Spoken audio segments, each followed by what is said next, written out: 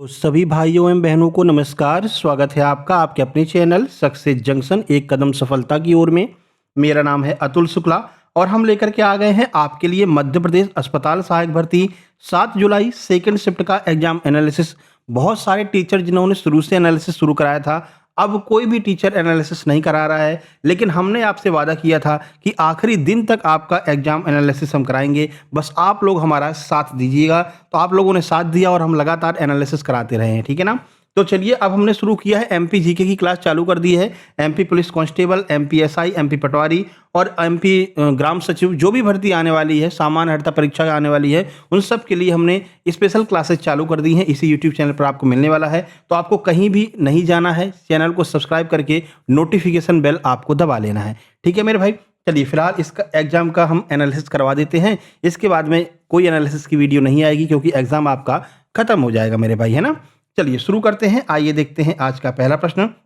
लेकिन छोड़ कर के कोई नहीं जाएगा, है ना, क्योंकि क्लासेज आपकी यहाँ पर चलती रहेंगी। कृषि विस्तार अधिकारी की भी क्लासेज आज से हमने चालू कर दी है। और अगर ग्रुप 2 सब ग्रुप 4 की वैकेंसी आ जाती है तो उसकी भी क्लासेज चालू कर देंगे, ठीक है ना। और बहुत जल्द ही एमपीएसबी एपटेक के जो लेटेस्ट एग्जाम हुए हैं, जैसे फॉरेस्ट गार्ड हो गया और आपका इसकी आंसर की आ गई है, एमपी एसआई मेंस की आंसर की आ गई है, इन सभी आंसर की के आधार पर हम बढ़िया से प्रैक्टिस सेट आपका डेली लेकर के आया करेंगे हर सब्जेक्ट का एपटेक एग्जाम की दृष्टि से, ठीक है ना। तो कोई भी एग्जाम आगे आने वाला हो, उस सब की आपकी तैयारी यहाँ पर होने वाली है। चलिए, पहला प्रश्न आज पूछा गया था, गैरीबाल्डी का जन्म कब हुआ था। ये वही प्रश्न है, बार बार रिपीट हो रहे हैं ना। सही आंसर हो जाएगा 1807 में गैरीबाल्डी का जन्म हुआ था। आइए इनके बारे में कुछ जानकारी देख लेते हैं। तो इटली के एकीकरण के प्रमुख सूत्रधार और महान क्रांतिकारी ग्यूसेप, जिन्हें हम जूसेप भी कहते हैं, गैरीबाल्डी का जन्म 4 जुलाई 1807 को नीस, तब फ्रांस का हिस्सा था, वर्तमान में इटली के समीप है, यहाँ पर हुआ था। उन्हें इटली के राष्ट्रपतियों यानी राष्ट्रपिताओं में से एक जाना जाता है। गैरीबाल्डी ने इटली के एकीकरण में महत्वपूर्ण भूमिका निभाई थी, ठीक है। जन्म 1807 में इनका हुआ था।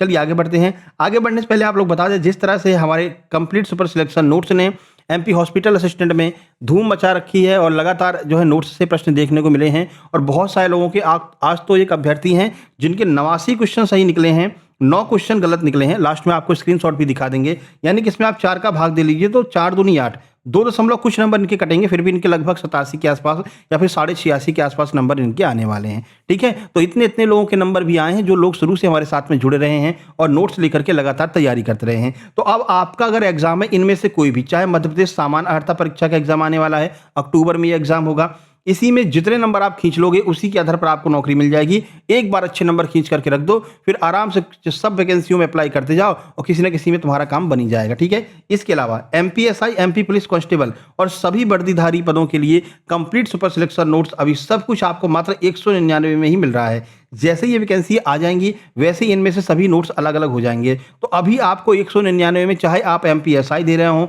एमपी पुलिस कांस्टेबल दे रहे हो, सामान्य अर्हता परीक्षा दे रहे हो, एमपी ग्रुप 2 सब ग्रुप 4 दे रहे हो, एमपी ग्रुप 2 सब ग्रुप 1 विस्तार अधिकारी दे रहे हो, इन सब के नोट्स अभी एक साथ में आपको 199 में ही मिल रहे हैं। देख लीजिए क्या क्या आपको मिलने वाला है। तो देखिए, सब्जेक्ट की बात करेंगे तो आपको एमपीजी के Hindi, reasoning, science, DI, current affair, GK GS, computer और आपका मैथ, ये सब कुछ आपको जो है एक साथ 199 में ही मिलने वाला है, ठीक है।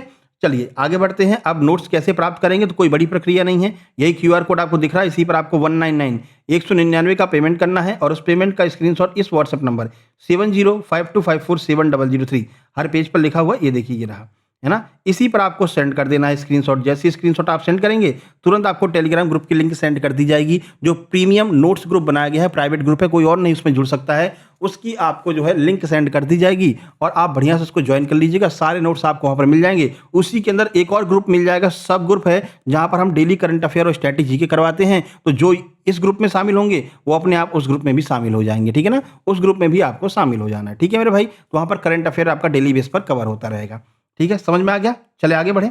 चलिए आगे बढ़ते हैं, है ना। तो नोट्स लेकर के जल्दी से तैयारी में लग जाइए, क्योंकि जो शुरू से तैयारी करता है वही जो है 85 89 तक पहुंच पाता है, जैसे कि वो भाई पहुंचे हैं। लास्ट में आपको स्क्रीनशॉट दिखाएंगे। चलिए अगला प्रश्न देखिए, सूर्यास्त या सूर्योदय के समय सूर्य अपनी स्थिति से ऊपर क्यों दिखाई देता है, यह आपसे पूछा गया है। तो क्यों दिखाई देता है, अपवर्तन की वजह से। शुरू में ही आपको पढ़ाया था बहुत अच्छे से, भाई मुड़ी हुई जो क्षण मुड़ी हुई क्यों प्रतीक होती है, सिक्का ऊपर उठा हुआ क्यों प्रतीक होता है, ये सब आपको पढ़ा चुके हैं। वही प्रश्न बार बार रिपीट हो रहे हैं। तो सूर्यास्त या सूर्योदय के समय सूर्य अपनी वास्तविक स्थिति से ऊपर वायुमंडल अपवर्तन के कारण दिखाई देता है। जब सूर्य की किरणें पृथ्वी के वायुमंडल से गुजरती हैं तो अलग अलग घनत्व वाली हवा की परतों के कारण प्रकाश मुड़ जाता है, जिससे सूर्य जो है वो क्षितिज से थोड़ा ऊपर उठा हुआ दिखाई देता है। जैसे ये सूरज है ना, सूरज की रोशनी यहाँ पर आई तो यहाँ पर बहुत सारी परतें हैं, तो कभी यहाँ जाता है, कभी इधर जाता है, कभी इधर जाता है, इधर जाता है। तो इस तरह से क्या होता है, अपवर्तन होता जाता है, और अपवर्तन की वजह से हमको लगता है कि सूरज क्षितिज से जो है थोड़ा सा उठा हुआ हमको दिखाई दे रहा है। तो ये अपवर्तन की क्रिया की वजह से होता है। अगला ग्लूकागॉन पूछ रखा है, देखो ये भी आपको बहुत अच्छे से करा रखा है। ग्लूकागॉन का स्त्रावण जो है वो अग्नाशय की कौन सी कोशिकाओं के द्वारा होता है? तो हमने आपको बताया था कि लैंगरहैंस की दीपिकाओं में अल्फा कोशिकाएं होती हैं ना। तो देखो इंसुलिन कहाँ से निकलता है? इंसुलिन निकलता है किससे? बीटा कोशिका से। और ये ग्लूकागॉन कहाँ से निकलता है? अल्फा कोशिका से निकलता है। तो ग्लूकागॉन का स्त्रावण मुख्य रूप से अग्नाशय में स्थित लैंगरहैंस के आइसोलेट्स की अल्फा कोशिकाओं के द्वारा जो है इसका जो है स्त्रावण किया जाता है। यह आपको ध्यान रखना है।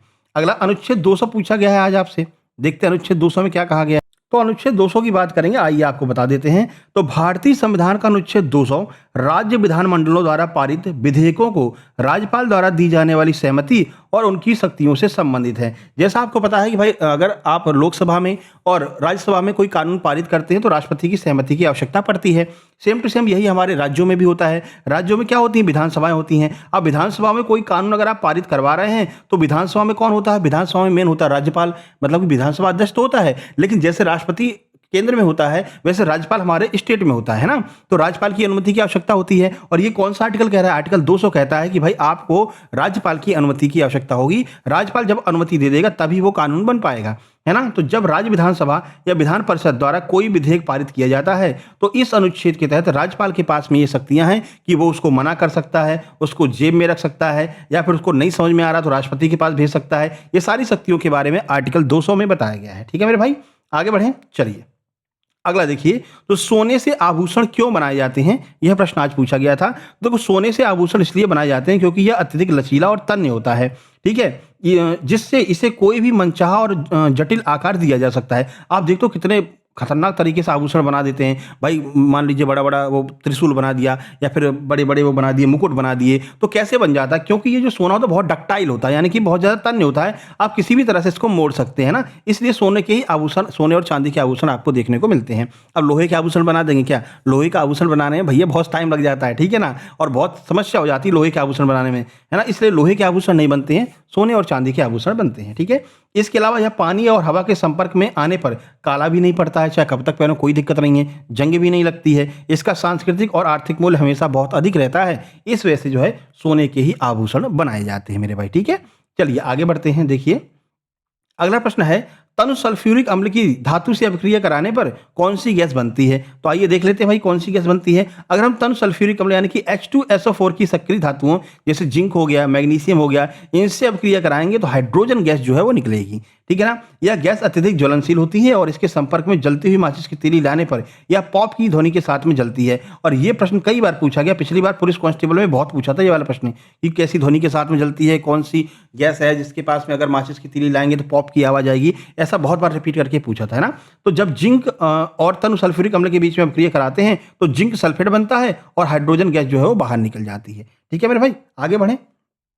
अगला अगला पूछा है, भारत का एकमात्र सक्रिय ज्वालामुखी कौन सा है? तो बैरन जो ज्वालामुखी है वो एकमात्र सक्रिय ज्वालामुखी है। तो भारत का एकमात्र सक्रिय ज्वालामुखी बैरन द्वीप पर है। यह अंडमान सागर में स्थित है और पोर्ट ब्लेयर से 138 किलोमीटर की दूरी पर उत्तर पूर्व में यह स्थित है। यह पूरे दक्षिण एशिया का एकमात्र पुष्ट सक्रिय ज्वालामुखी है। तो ध्यान रखना, भारत में एकमात्र सक्रिय ज्वालामुखी है जो बैरन द्वीप पर स्थित है। और बैरन कहाँ पर आता है? अंडमान निकोबार द्वीप समूह में आता है, ठीक है। आगे बढ़ते हैं।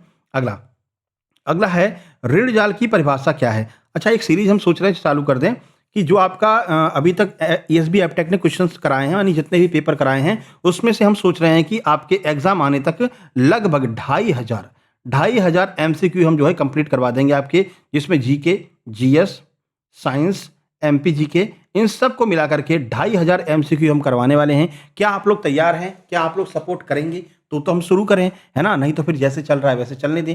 अभी क्या चल रहा है? अभी आपका एक हमने कृषि विस्तार अधिकारी के लिए क्लास चालू की है और एक हम पूरा कंप्लीट MPG के सिलेबस करवा रहे हैं। अगर आप लोग सपोर्ट करेंगे तो 2,500 MCQ हम जो है करवा देंगे, जो ESB एपटेक ने अभी अभी रिसेंट एग्जाम्स में पूछे हैं आंसर की के आधार पर, ठीक है ना। चलो कह रहे हैं ऋण जाल की परिभाषा क्या है? तो ऋण जाल एक ऐसी वित्तीय स्थिति है जहां कोई व्यक्ति या संस्था अपने पुराने कर्ज या ईएमआई चुकाने में असमर्थ हो जाता है और उन्हें चुकाने के लिए बार-बार नए कर्ज लेता है। जैसे कि मान लीजिए कोई व्यक्ति है, उसने यहाँ ए से कर्ज लिया, ठीक है? अब उसको लौटा नहीं पाया, अब वो कहेगा, अब ए जो है वो गुंडा टाइप का कर रहा है, भैया दे दो नहीं तो फिर समझ लेना, हाँ, गड़बड़ हो जाएगी। तो वो जाएगा बी के पास, बी से कहेगा भैया यार फँस गए यार, पैसा दे दो यार। बी कहेगा चलो ठीक है ले जाओ, लेकिन तुमसे हम ब्याज लेंगे। बोलेगा ठीक है ले लेना, पर हमें अभी तो मुक्ति दो। तो बी ने पैसा दे दिया, बी से पैसा लेकर के ए को दे दिया। अब बी में फँस गया ये, ठीक है? कुछ टाइम बाद बी भी कहने लगा भैया पैसा लौटाओ। अब कहेगा यार भैया पैसा तो है नहीं, अब क्या करें, कि नहीं दोगे तो पिटाई लगा देंगे। तो सी के पास में चला जाएगा। तो ये ऐसे एक व्यक्ति होता है जो इन सब के चक्कर में फंस जाता है, यानी कि ऋण जाल में फंस जाता है। और इस प्रकार से जब वो घूमता रहता है तो एक जाल टाइप का बन जाता है। इसी जाल को हम क्या कहते हैं? ऋण जाल कहते हैं, ठीक है ना? देखो, ईएमआई चुकाने में असमर्थ हो जाता है और उन्हें चुकाने के लिए बार बार नए नए कर्ज लेता है। इससे मूलधन के साथ साथ ब्याज और जुर्माने का बोझ इतना बढ़ जाता है कि वह इस चक्र से निकल नहीं पाता है। और ये जो है इसी को हम क्या कहते हैं? ऋण जाल कहते हैं। ठीक है मेरे भाई, आगे बढ़ते हैं। अगला है, शुद्ध रक्त को महाधमनी तक कौन पहुंचाता है? बताइए। तो शुद्ध रक्त को महाधमनी तक पहुंचाने का काम मानव हृदय के जो बायां निलय होता है, यानी कि लेफ्ट वेंट्रियोल जो होता है, इसके द्वारा जो है मतलब कि शुद्ध रक्त को पहुंचाया जाता है। तो द्वारा शुद्ध रक्त को महाधमनी तक पहुंचाया जाता है।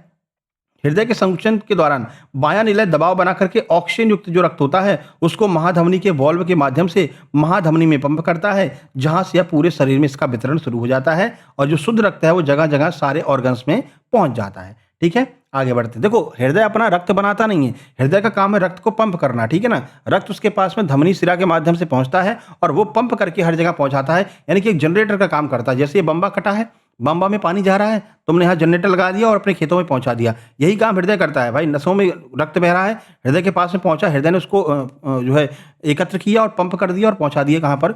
जो है पूरे शरीर में पहुंचा दिया। तो पंप करने का काम हृदय करता है, ना कि रक्त को बनाने का या फिर शुद्ध करने का काम हृदय नहीं करता है। ठीक है ना?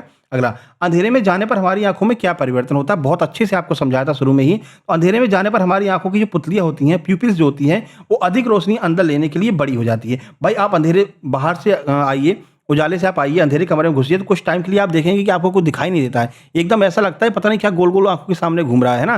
तो उस टाइम पर क्या होता है कि जो हमारी पुतली होती है ना, वो पुतली क्या करती है, जो प्यूपिल होती है वो चौड़ा होने का प्रयास करती है। जब वो चौड़ा हो जाती है, यानी जब चौड़ी हो जाती है, तो अधिक से अधिक प्रकाश को अंदर लेती है और जो है आपको सारी चीजें दिखाई देने लगती हैं। लेकिन इसमें 2 से 4 सेकंड का टाइम लगता है ना। तो देखो, रोशनी अंदर लेने के लिए बड़ी हो जाती है। इसके साथ ही रेटिना में मौजूद जो रॉड कोशिकाएं होती हैं वो सक्रिय हो जाती हैं, जो कम रोशनी में काले और सफेद रंग देखने में मदद करती है। इस पूरी प्रक्रिया को डार्क एडॉप्शन के सामान होने में लगभग 20 से 45 मिनट तक का समय लग जाता है। अगर नॉर्मली बात करेंगे, एकदम नॉर्मल होने में भाई 20 से 45 मिनट का टाइम लग जाएगा। यानी कि अगर आप 2-3 घंटे बहुत धूप से आ रहे हैं और अचानक से आप अंधेरे कमरे में घुस जाए तो आपको कुछ भी नहीं दिखाई देगा ना। तो कम से कम 10 से 15 सेकंड तो नॉर्मल होने में लगेगा। लेकिन अगर इस बिल्कुल ऐसा लगे आपकी, हाँ भाई थोड़ा थोड़ा हमको दिखने लगे अंधेरे में, उसके लिए 45 मिनट तक का टाइम जो है वो लग सकता है। ठीक है, आगे बढ़ें। चलिए, अगला प्रश्न पूछा गया, भाई देश की कुल आय में क्या क्या चीजें शामिल रहती हैं? तो देखो, देश की कुल आय, जिसे हम राष्ट्रीय आय भी कहते हैं, एक वर्ष के भीतर देश के निवासियों के द्वारा सभी आय शामिल होती हैं। जितना भी अर्जित की है उनने, यानी कि अपने देश में जितनी भी आय उन्होंने अर्जित की है, उसको हम नेशनल इनकम बोलते हैं, राष्ट्रीय आय बोलते हैं। इसमें उत्पादन प्रक्रिया से प्राप्त वेतन, लाभ, लगान, ब्याज, इन सबको जोड़ लिया जाता है। साथ साथ में बाहर से जो इनकम आ रही है, विदेशों से जो इनकम आ रही है, उसको भी ऐड कर लिया जाता है और इन सबको मिलाकर के बनती हमारी क्या? राष्ट्रीय आय बनती है। ठीक है, आगे बढ़ें। चलिए, अब चलो, अब कुछ प्रश्न हिंदी के देख लो, उन्होंने भेज दिए हैं जिन्होंने हमारे पास क्वेश्चन भेजे थे। कि जॉर्ज पंचम की नाक से एक क्वेश्चन आया था। रीत काल के कवि जो वीर रस से संबंधित है, ये प्रश्न आया था। अशोक कलिंग के राजा, इसका जो है अर्थ के आधार पर ये कौन सा वाक्य है, ये पूछा गया था। मुहावरे आए थे, रस, छंद, अलंकार, एक भी नहीं पूछा भैया। लास्ट में यही होता है, फिर वो अपने मन की करते हैं। ठीक है ना? तो जिन्होंने शुरू से अभी तक वो देखा होगा, पीडीएफ अच्छे से पढ़ी होगी, उन लोगों को यहाँ पर फायदा हुआ है, जैसा कि एक भाई को हुआ, अभी दिखाते हैं। ठीक है, और इंग्लिश में भोली वाला पैसेज आया था, ये भी उन्होंने बताया, 5 नंबर का भोली वाला पैसेज आया था। बाकी ये आप देख रहे हैं एमपीजी के सुपर एमसीक्यू क्लास चालू कर दी है हमने, जिसमें कि हमने एक थ्योरी करवा दी है, मध्य प्रदेश एक दृष्टि में बेसिक हमने करवा दिया है और बेसिक की हमने एमसीक्यू भी करवा दी है। यानी पहली क्लास दोनों की हो चुकी है, बेसिक की थ्योरी भी हो चुकी है और बेसिक की एमसीक्यू भी आपका हो चुका है। इसमें तीनों प्रकार के एमसीक्यू हम कवर कर रहे हैं। एक तो नॉर्मल एमसीक्यू इस तरह के आते हैं, दूसरा जो स्टेटमेंट वाले एमसीक्यू आते हैं कथन वाले, उसको भी कवर कर रहे हैं, साथ साथ में हम जोड़ी मिलाने वाले एमसीक्यू भी कवर कर रहे हैं। एक बेहतरीन तैयारी आपकी हम लेकर के चल रहे हैं और हमारा यही प्रयास रहेगा कि अगर हम 2500 वाली सीरीज चालू करते हैं तो आप लोग अगर सहयोग करेंगे तो हम 2500 एमसीक्यू आपके करवा देंगे, क्योंकि आप जानते हैं वही प्रश्न जो है घुमा फिरा करके इधर से उधर, उधर से इधर, पुलिस कांस्टेबल से आबकारी, आबकारी से एमपीएसआई, यही करते रहते हैं ये लोग, ठीक है ना। तो इस तरह के हम क्वेश्चंस आपको करवाने वाले हैं, ठीक है। चलो अब यहां पर ये देख लीजिए क्या कहना है इनका। देखिए सर 89 सही हैं और 9 गलत हैं। थैंक यू सो मच, आपके एमसीक्यू और नोट्स से बहुत हेल्प मिली, थैंक यू सर। ठीक है, तो खुद देख सकते हैं 89 क्वेश्चन सही हैं और 9 क्वेश्चन गलत हैं, यानी अभी भी इनके लिए आप मान के चलिए 87 के आसपास नंबर इनके बन रहे हैं मेरे भाई। ठीक है, तो आप नोट्स लेकर के तैयारी में लग जाओ निश्चिंत होकर के। सर आपके नोट्स पहले लिया होता तो और अच्छा रिवीजन करता तो और अच्छे नंबर आते, लेकिन नोट्स लेने में थोड़ी सी देरी हो गई। बहुत बहुत धन्यवाद सर आपकी मेहनत और मार्गदर्शन के लिए। ठीक है सर, ऐसा कंटेंट मैंने और कहीं नहीं देखा है, आपने बहुत मेहनत की है, ऐसा इनका कहना है। ठीक है ना, बाकी आप ये कंटेंट की जो है अब वो देख सकते हैं, डेमो देख सकते हैं। ये प्राचीन इतिहास एमपीएसबी जितने भी एग्जाम होने वाले हैं सामान्य अर्हता परीक्षा के लिए, प्राचीन इतिहास की डेमो देख सकते हैं। पूरा A to Z कंटेंट हमने आपको दिया। इसके नीचे आप देखें पूरी सारणी वगैरह बनी हुई है, बाकायदा ग्राफ वगैरह सब कुछ आपको जो है इसमें मिलेगा। ठीक है, इसके अलावा ये आप देख सकते हैं सारे के सारे नोट्स जो है टेलीग्राम में डले हुए हैं।